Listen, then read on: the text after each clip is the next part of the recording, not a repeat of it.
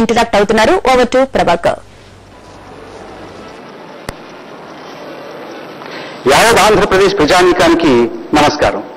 కృష్ణా గోదావరి తీరం, కృష్ణా గోదావరి పరివాహక ప్రాంతం ఆంధ్రప్రదేశ్ ని ధాన్యాగారంగా తీర్చిదిద్దింది. యావత్ ఆంధ్ర రాష్ట్రాన్నే కాకుండా మొత్తం భారతదేశానికి ఆకలి తీర్చేటటువంటి ఒక ధాన్యాగారంగా ప్రఖ్యాతికెక్కింది. అయితే ఇవాళ మరొక వాస్తవం కూడా వెలుగులోకి వచ్చింది. ఇది కేవలం ఆకలి తీర్చేటువంటిదే కాదు, మన పారిశ్రామిక విధానాన్ని, పారిశ్రామిక వేగాన్ని, పారిశ్రామిక ప్రగతిని చాలా వేగవంతంగా ముందుకు తీసుకెళ్లగలిగేటటువంటి ఇంధనాన్ని కూడా మనకి సమృద్ధిగా సమకూర్చగలదు అనేటువంటి వాస్తవం కూడా వెలుగులోకి వచ్చింది. ఇది అనేక లక్షల కోట్ల రూపాయలు విలువ చేసేటటువంటి సహజ వాయువుని తన గర్భంలో దాచుకుంది. అయితే ఈ సహజ వాయువు, ఈ సహజ వనరు ఎవరు తీసుకెళ్తున్నారు, ఎవరికి ఉపయోగపడుతుంది, మన రాష్ట్రం వాటా ఎంత, మన ప్రయోజనాలు ఎంతవరకు నెరవేరుతున్నాయి, దీని యొక్క ధర ఏమిటి, దాన్ని ఎవరు నిర్ణయిస్తున్నారు, ఏ రకంగా ఇది మిగతా ప్రాంతాలకు తరలి వెళ్ళిపోతోంది అనేటటువంటి ఆందోళన కూడా ఇవాళ మొత్తం రాష్ట్రం అంతా కూడా వ్యక్తమవుతోంది. రాజకీయ పార్టీలకు అతీతంగా అందరూ కూడా దీని పట్ల ఆందోళన చెందుతున్నారు. దీనిని మన రాష్ట్రం యొక్క హక్కును కాపాడుకోవడానికి చట్టపరంగా, న్యాయపరంగా, రాజ్యాంగపరంగా ఏ రకమైనటువంటి వాటా మనం సంపాదించుకోవాలి, మన భూమిలో ఉన్నటువంటిది, మన క్షేత్రంలో ఉన్నటువంటిది, మన తీరంలో ఉన్నటువంటిది, మనకు ఉన్నటువంటి తీరంలో ఉన్నటువంటి సముద్ర గర్భంలో ఉన్నటువంటి ఈ సహజ వనరుల్ని, సహజ వాయువుని, ఇంధనం యొక్క భద్రతని సంపూర్ణంగా సమకూర్చేటటువంటి దీనిపైన మన హక్కు ఏమిటి అనేటటువంటి ప్రశ్న ఇవాళ యావత్ ఆంధ్రప్రదేశ్లోనూ అందరి నోళ్లలోనూ, అందరి మస్తిష్కాల్లోనూ ఇవాళ మెదులుతూ ఉన్నటువంటి ప్రశ్న. దీనిని ఒక ఉద్యమంగా చేపట్టాలి. మన హక్కును మనం కాపాడుకోవాలి, మన హక్కును మనం రక్షించుకోవాలి. ఇక ఉన్నటువంటి సహజ వాయువుని మన యొక్క పారిశ్రామిక ప్రగతికి, మన యొక్క రాష్ట్రం యొక్క అభివృద్ధికి, వికాసానికి ఉపయోగపడాలి అనేటటువంటి ఒక దీక్షతోటి, ఒక పట్టుదలతోటి ఎన్టీవీ ఒక ఉద్యమంగా తన చిరు ప్రయత్నాన్ని ఇవాళ చేపట్టింది.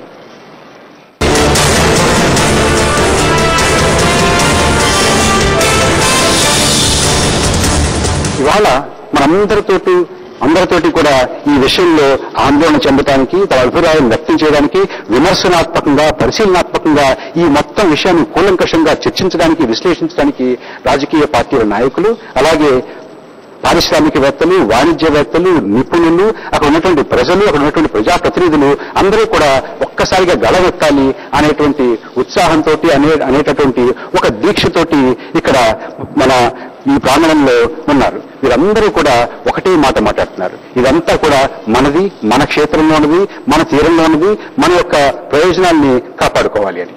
అయితే అసలు ఈ కేజీ బేసిన్లో ఎంత నిక్షేపాలున్నాయి, ఇది ఎంత విస్తీర్ణంలో ఉంది, దీని యొక్క వెలికితీత ఏ రకమైనటువంటి ప్రక్రియ ద్వారా జరుగుతోంది, ఎంత ప్రగతి సాధించాము అనేటువంటి విషయం, ఇది ఎక్కడికి వెళుతోంది, ఎవరి ప్రయోజనాన్ని సిద్ధిస్తోంది అనేటువంటి విషయం, దీని యొక్క పూర్వాపరాలు ఏమిటి, మనం ఏ రకమైనటువంటి కార్యాచరణ చేపట్టాలి అనే విషయం మీద ఒక్క క్షణం మనకున్నటువంటి క్యాప్సూల్ని చూద్దాం.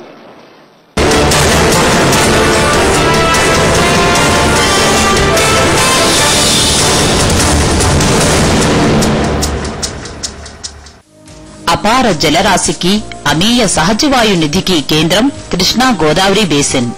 తూర్పుగోదావరి జిల్లా కాకినాడకు 30 నాటికల మైల్ దూరంలో సముద్ర గర్భంలో దాదాపు 5,500 మీటర్ల లోతున సహజవాయు సంపద నిక్షిప్తమై ఉంది. ఓ స్థూల అంచనా ప్రకారం దీని పరిమాణం దాదాపు 250 మిలియన్ మెట్రిక్ స్టాండర్డ్ క్యూబిక్ మీటర్లు. నిజానికి ఎంతుందో హైడ్రోకార్బన్ డైరెక్టరేట్ కూడా చెప్పలేకపోతోంది. దీంతో పాటు చమురు నిల్వలు అపారంగా ఉన్నాయి. వీటి వెల దాదాపు 36 లక్షల కోట్ల రూపాయలు. ఈ గ్యాస్నంతా వెలికితీసి వాడుకుంటే వచ్చే 35 ఏళ్ల దాకా విద్యుత్, ఎరువులు, రవాణా రంగాలకు ఇంధన కొరతే ఉండదు. అంతేకాదు మన ఇళ్లకు సైతం వంట గ్యాస్ సరఫరా చేసుకోవచ్చు.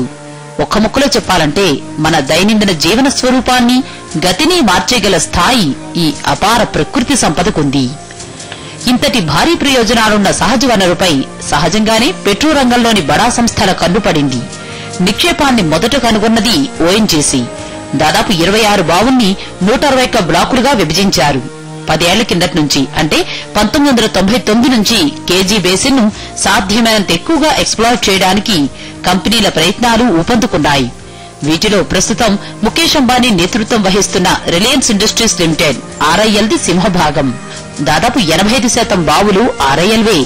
5,000 కోట్ల ప్రాథమిక పెట్టుబడితో 30,000 కోట్లు ఖర్చు చేయడానికి సిద్దమైంది. దీంతో పాటు ప్రభుత్వ సంస్థ జీఎస్పీసీ 7,000 కోట్ల రూపాయల్ని ఖర్చు చేయబోతోంది. వీటితో పాటు ఓఎన్జీసీ, గెయిల్, కేట్ ఎనర్జీ మొదలైన సంస్థలు కొన్ని బావుల్ని సొంతం చేసుకుని చమురు, సహజవాయు అన్వేషణ సాగిస్తున్నాయి. ఇన్ని సంస్థలు పోటీలు పడి 1,000 కోట్లు కుమ్మరించి గ్యాసును వెలికితీసి వాడుకోచూస్తున్నా మన రాష్ట్ర రాజకీయ నాయకత్వం 20 ఏళ్లుగా నిష్క్రియగా నిమ్మడంగా నిలిచిపోయిందన్నది నిష్ఠుర సత్యం.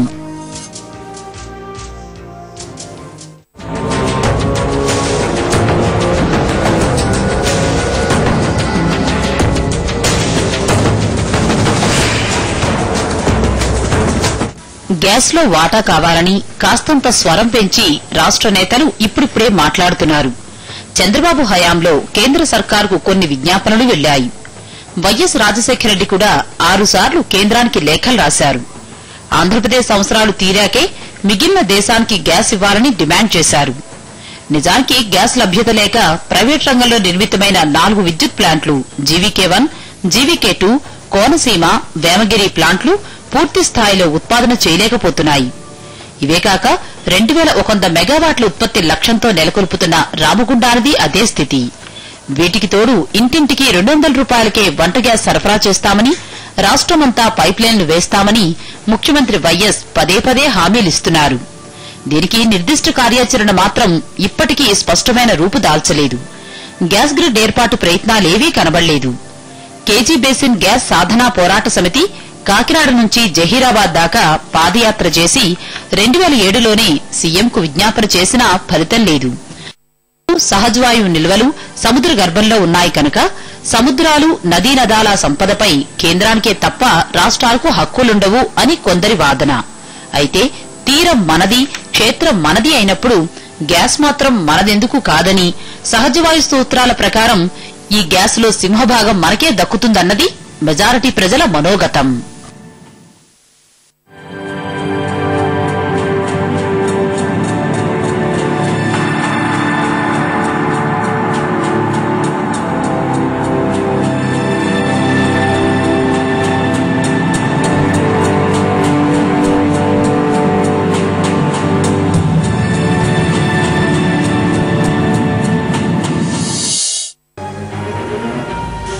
ఇదంతా ఒక కథ అయితే అంబానీ సోదరుల మధ్య రగడ మరో కోణం. కేజీ బేసిన్లోని D6 బ్లాక్ లో ఇప్పుడు భారీగా గ్యాస్ నిక్షేపాలున్నాయి. 2007 సెప్టెంబర్ 12న కేంద్ర మంత్రుల సాధికారిక సంఘం న్యూ ఎక్స్ప్లోరేషన్ లైసెన్స్ పాలసీని ప్రకటించింది. ఈ విధానం రాష్ట్రాల హక్కుల్ని పరిరక్షించడానికి బదులు వాటిని హరించడానికి ఉపయోగపడింది. సహజ వాయువును మెట్రిక్ బ్రిటిష్ థర్మల్ యూనిట్ MBTUలో లెక్కిస్తారు. ఒక్కో MBTU గ్యాస్ ధర 72 రూపాయలుగా మొదట నిర్ధారించింది. అయితే RIL తమ పెట్టుబడి 1,000 కోట్లలో ఉంది కనుక తమకు నష్టం వాటిల్లుతుందని ఒత్తిడి తేవడంతో MBTU ధరను కేంద్రం $4.20 అంటే దాదాపు 172 రూపాయలకు పెంచింది. ఇక్కడే గొడవకు బీజం పడింది. తమ తండ్రి ధీరుభాయ్ అంబానీ మరణానంతరం తమ తల్లి సమక్షంలో కుదిరిన ఆస్తి పంపకాల ఒప్పందం ప్రకారం RIL సంస్థ తమ కంపెనీ అయిన రిలయన్స్ ఎనర్జీకి MBTU $2-3కే విక్రయించాల్సి ఉంటుందని అనిల్ అంబానీ కోర్టుకెక్కారు. బాంబే హైకోర్టు ఆయనకు అనుకూలంగా తీర్పునిచ్చింది. దీనిపై ముఖేష్ సుప్రీంకోర్టులో అప్పీలు చేశారు. కేంద్రం నిర్ణయించిన ధరకే తాము విక్రయిస్తామని వాదించారు. కేంద్రం కూడా RILకే దన్నుగా నిలవడంతో వ్యవహారం ముదిరింది. ముఖేష్ కంపెనీకి 50,000 కోట్ల లాభార్జన చేసి పెట్టడమే కేంద్రం లక్ష్యమని, ఇదో పెద్ద కుంభకోణమని అనిల్ ధ్వజమెత్తారు. తాము గ్యాస్లో వాటా కోరటం లేదని, తమ ఒప్పందం ప్రకారం MBTU $2-3కే అమ్మాలని కోరుతున్నామని అనిల్ వివరించారు. ఇంత జరుగుతున్నా రాష్ట్రం చోద్యం చూస్తూ కేంద్రానికి లేఖలు రాసి ఊరుకుంది తప్ప స్పష్టమైన కార్యాచరణకు దిగలేదెందుకని నిపుణులు ప్రశ్నించారు. ఈ వ్యవహారంపై కీలక వాదనలు సెప్టెంబర్ 1వ తేదీన సుప్రీంకోర్టు ఆలకిస్తుంది.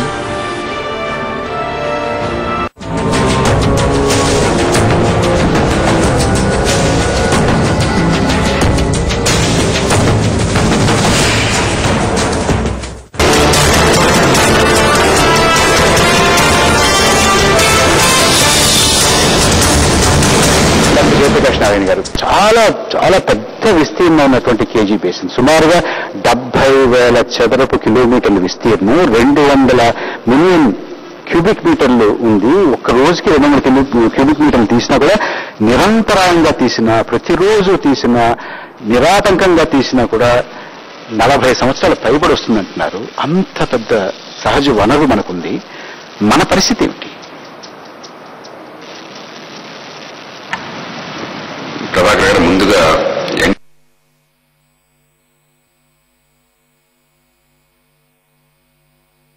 దేశ ప్రయోజనాల్ని దృష్టిలో ఉంచుకుంటూనే మన రాష్ట్ర ప్రయోజనాల్ని, మన ప్రజల ప్రయోజనాన్ని రక్షించుకోవడం కోసమని మన వనరులు, ప్రజల వనరులు మళ్ళీ ప్రైవేటు వాళ్ళ చేతుల్లోకి వాళ్ళు సొంతంగా భావించకుండా ఈ లబ్ధి జనానికి చేకూరేట్టుగా దానిలో చేపట్టారు. ఇది చాలా అవసరం. మనలో చాలా అవగాహన పెంచడానికి, ప్రయోజనాలు రక్షించుకోవడానికి. దీనిలో 5 అంశాలు ఇమిడి ఉన్నాయి. మొట్టమొదటిగా మనం అర్థం చేసుకోవాలి. చాలా పదునైన మాటలు వాడుతున్నాం మనం. ఈ నేల మనది, ఈ గ్యాస్ మనది, కేజీ బేసిన్ పై హక్కు ఆంధ్రులకే దక్కు, అట్లాగే సహజ వాయువు ఆంధ్రకు ఆయువు, తీరం మనది, క్షేత్రం మనది, సహజ వాయువు మనదే. కానీ విషయాల్లోకి లోతుగా వెళ్లకుండా మనం దీనివల్ల మంచిని ఎక్కువ సాధించలేం. మొట్టమొదటిది అసలు ఈ వనరు ఎవరిది? ఇది ప్రైవేటు వాళ్ళది కాదు. ఈ విషయంలో దేశం మొత్తానికి స్పష్టత ఉన్నది, ఉండాలి. రాజ్యాంగం ప్రకారం భూమి లోపాల్లో దొరికిన నిధి నిక్షేపాలన్నీ కూడా ప్రజలకు చెందిన ఆస్తులు తప్ప, ఒకవేళ నిజంగా సొంత భూమి అయినా కూడా నిధి నిక్షేపాలు మనవి కాదు. ఇక్కడ సొంత భూమి కాదు, ప్రజల భూమిని ఆఫ్షోర్ గాని ఆన్షోర్ గాని ప్రభుత్వం కేవలం కొంతకాలం పాటు లీజుకి ఇచ్చింది. పెట్టుబడి పెట్టండి, గ్యాస్ని వెలికితేయండి, పెట్టుబడి మేరకు లాభాలు ఆర్జించండి, రిస్క్ ఉంటే భరించండి, రిస్క్ భరిస్తున్నారు కాబట్టి లాభాలు తీసుకోండి అని. కానీ ఆ సంపద మాత్రం సమాజానిది. సొంతంగా ఆస్తి రిజిస్టర్ అయితేనే సంపద భూమిలో దొరికితే సమాజానికి అయినప్పుడు, ఇది సమాజం అయినప్పుడు దీనిలో అసలు రెండవ ప్రశ్నకు ఆస్కారం లేదు. బాంబే హైకోర్టు ఈ విషయంలో చాలా పెద్ద పొరపాటు చేసింది.